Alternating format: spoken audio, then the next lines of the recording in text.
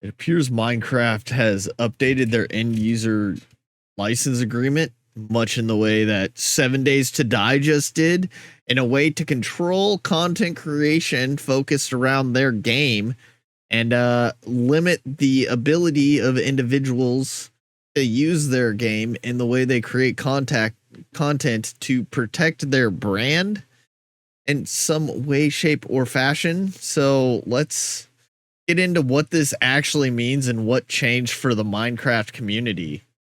So, I mean, the video will start over. There is some massive news coming out around Minecraft that specifically affects Minecraft YouTubers, but in my personal opinion, affects anybody who has a gaming channel on YouTube, but I'll get to more on that in a little bit. This topic is particularly...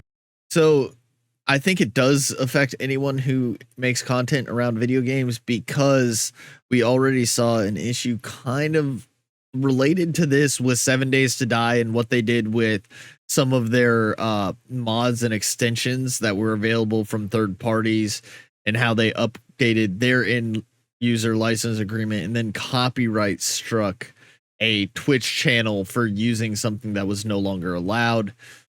It's a way that companies are just using that agreement to force people into a box around how they use their game to create content and develop their communities, right? Close to me as an individual because I started my entire YouTube career with a Minecraft channel, as I'm sure a lot of people do. Back then, you could do basically whatever you wanted with Minecraft. The creators at the time did not care. But I mean, that was the point of the game, is do whatever you want, because it was a open world, just build anything, do whatever, no story game. So why would content creation be different from the game kind of general ethos, right? Rules were added later on to offer the company a little more protection. I'm of course referring to the last time the Minecraft EULA was updated.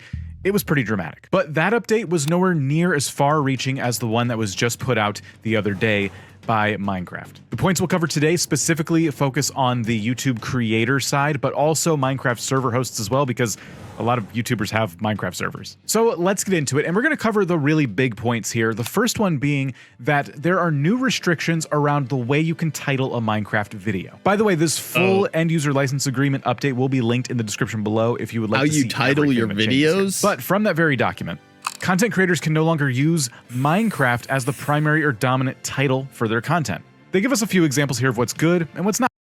But Minecraft will always be one of the biggest indicators for your search engine optimization, right? Like, people search for Minecraft, so you want Minecraft in the title, description, and the tags. So they're going to restrict the ability to put Minecraft in the title as a focus point.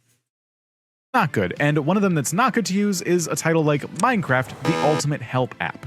Essentially starting a video title with the word Minecraft in this. That's a standard title for people who are in the space of, I make guide videos for games. That's a standard title across the gaming guide videos, right? This way almost makes it sound like, I guess in their opinion, that this is a video that was specifically made by Mojang, the company behind Minecraft. That's more of an assumption on my part, but that seems to be the trend. Putting Minecraft as the first word in the title is probably not a good idea. However, if you're like The Shaft, which is a Minecraft podcast, you could name your video The Shaft, a Minecrafters podcast, and that would be fine. The second huge point here is that paywalls in front of Minecraft content are no longer okay.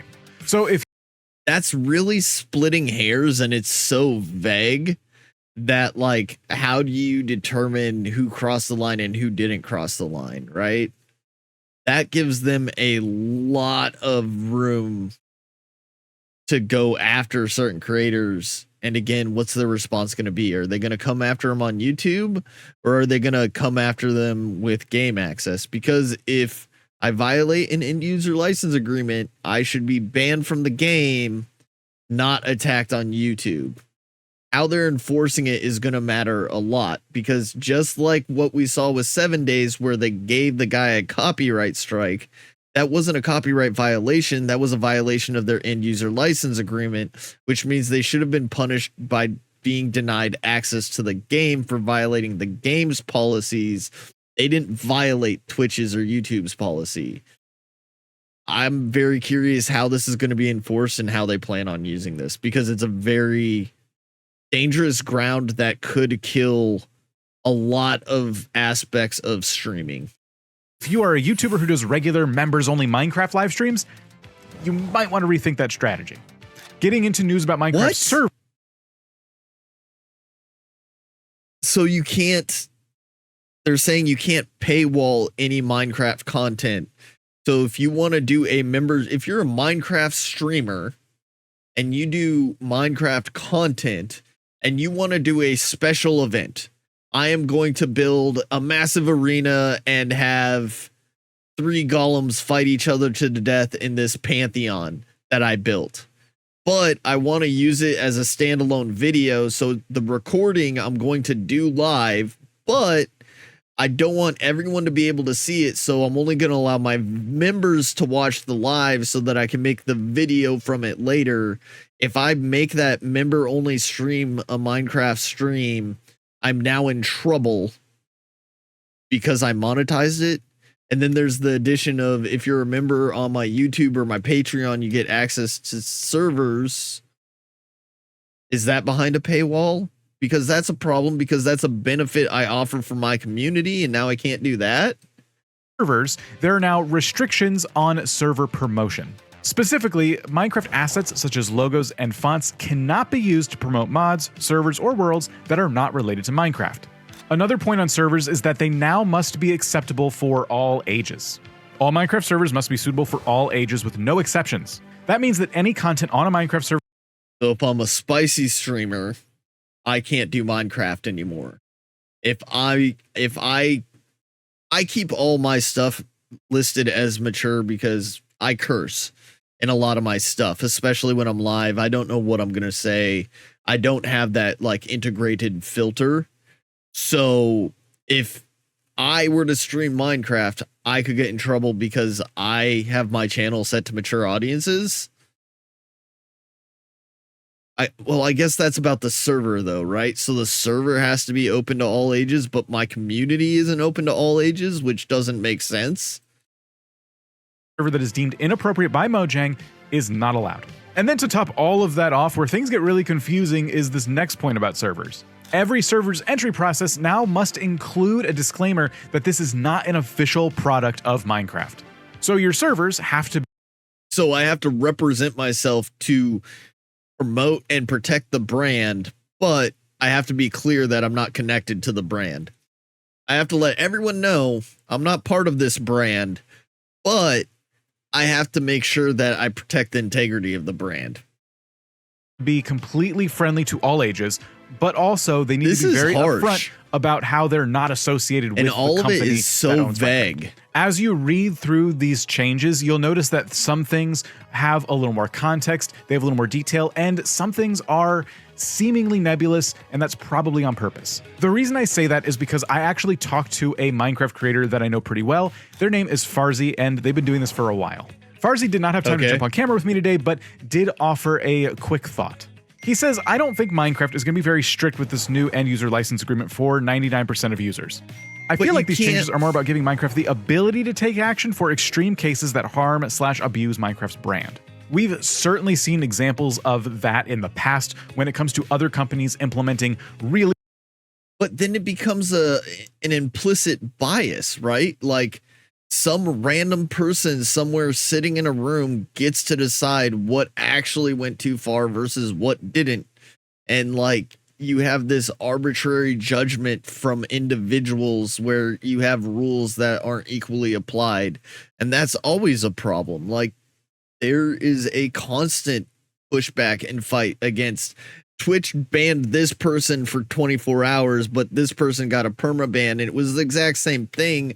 So you have this arbitrary decision of who was right and who was wrong, and people just deciding how far to go with these super vague rules, and the application of the rule is different depending on the individual user, which is always a problem. Really strict ways in which content creators can and can't use their products.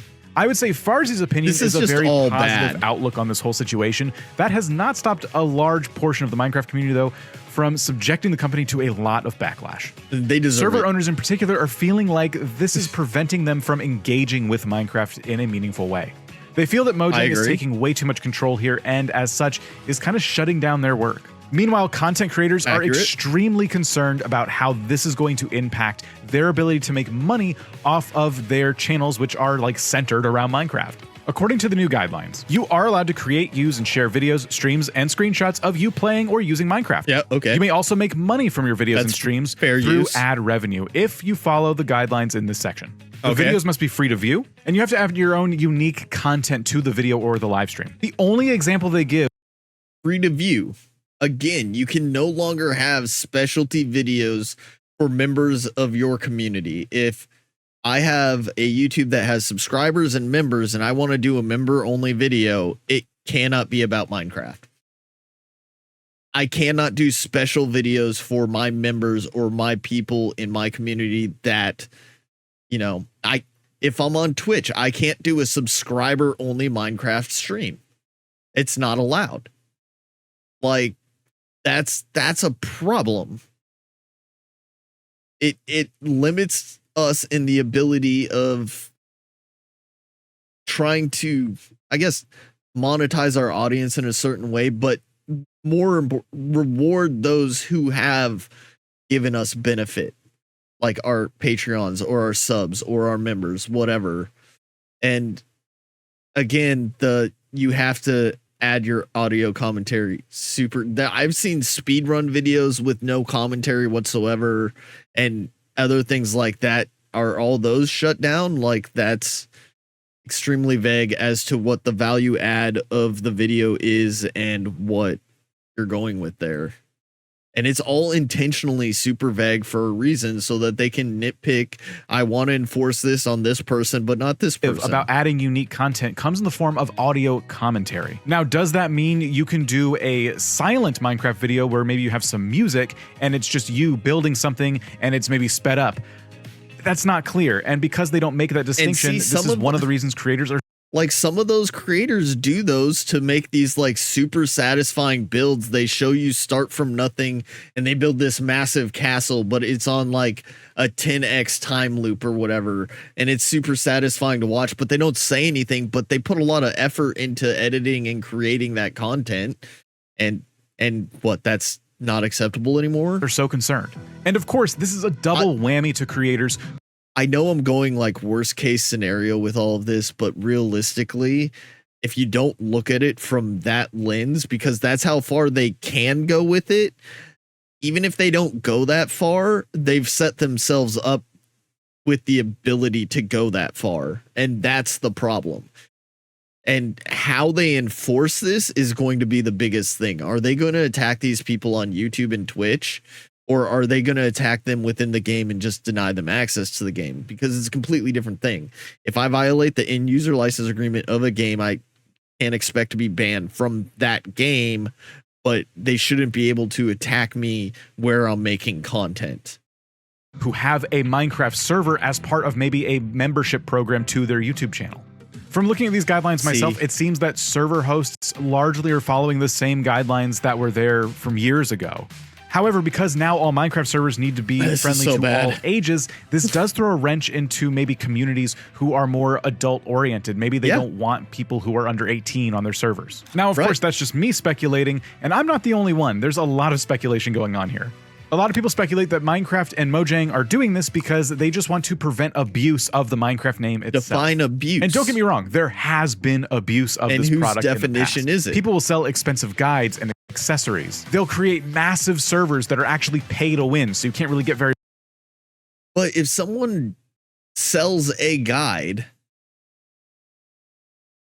if the user buys the guide and... If it's okay for the guide to be free, it should be okay for the guide to be paid, because it's on the individual user in the agreement between me and the viewer whether they want to pay for that guide. Whether it's free or not shouldn't make a difference for the game itself. very far unless you start shelling out money.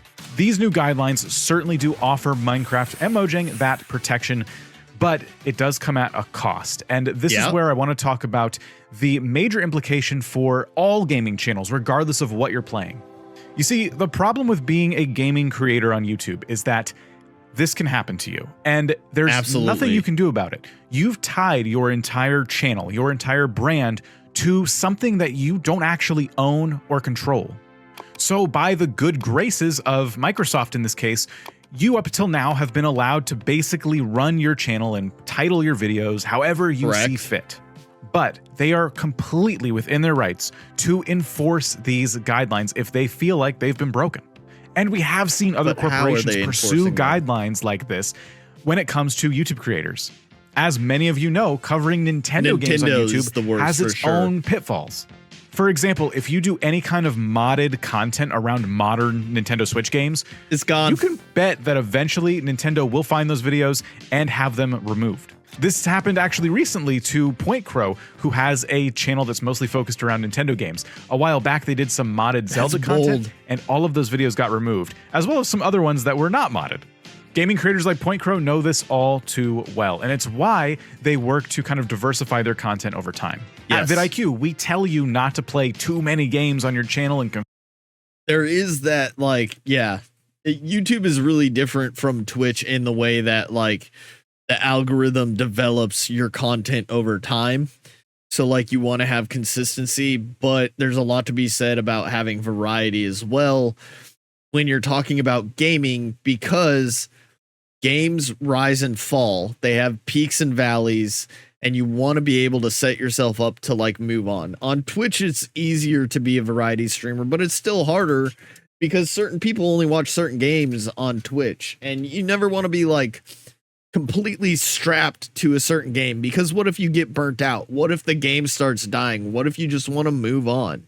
So, like, you can have this way of developing your content where a bulk of your content is in one category, but you sprinkle in other content to try to, like, maneuver people from one place to another, get more used to your personality versus, you know, the individual game.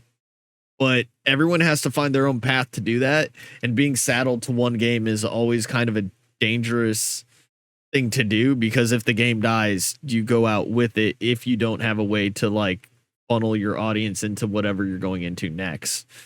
It's a very important point. Confuse your audience, but in my opinion, you should eventually work on a plan that helps you broaden your scope of your gaming channel in some way or another. Developing your voice and your unique personality and perspective over time on your channel is going to be what allows you to start maybe trying other games, to give your thoughts and opinions about things maybe happening in the gaming community. So are Minecraft creators just done for? Personally, I don't think so. This isn't Microsoft saying the game isn't going to die, I don't think. That's not what's happening here. But this does mean that you, as a Minecraft content creator, have a responsibility to make sure that your content is within these guidelines, whether you like them or not.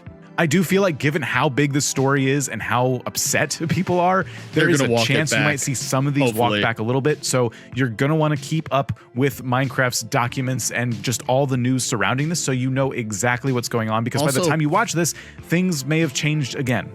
And if you're also, how did they announce this? How did they enforce it so that every creator out there knew that this happened?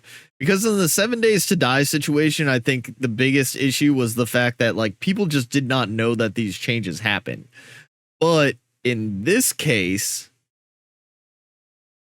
I want to know how they announced it, because obviously some people know about it, and this video is getting made, so, like, it brings a lot more attention to it.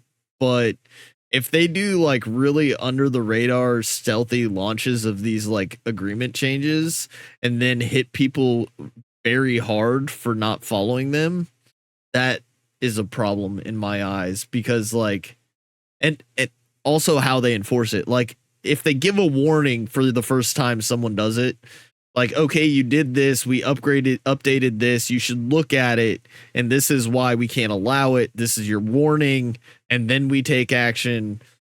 That would be a good way to do that as well. There's a lot of questions I have left about how this is going to get enforced. how they're gonna make sure that all the content creators know about it, and once you violate it, do you get a warning because you may not have known because you've done content creation so long in Minecraft that you're just used to this pattern of how you develop your content. If you're interested in taking that approach of perhaps expanding your reach as a gaming channel and going beyond just playing one game, I'm going to recommend this video right here, which is kind of part of the building blocks to starting a gaming channel in the first place and helps set you up for that success later on. Good plug. That there's so much in there that like I have a lot of questions about, and I don't think that it serves anyone to be so heavy-handed with games user agreements when it comes to content creation, because there's a large part of me that thinks that once the game is out and content creators are starting to develop content for it, it's not necessarily in the game's scope anymore, unless I don't know, unless people are, I don't even know how to word it, because I don't think that like the content that's created because of the game is the developers of the game's business, unless they're doing it in a way that rips money away from the product. In the case of the extension for 7 Days to Die, I think there was a extension that gave people a third-party option to do Twitch integration and monetize that way outside of something that that game already had. So like in the case of Minecraft, maybe you could make the argument for like paid servers. You're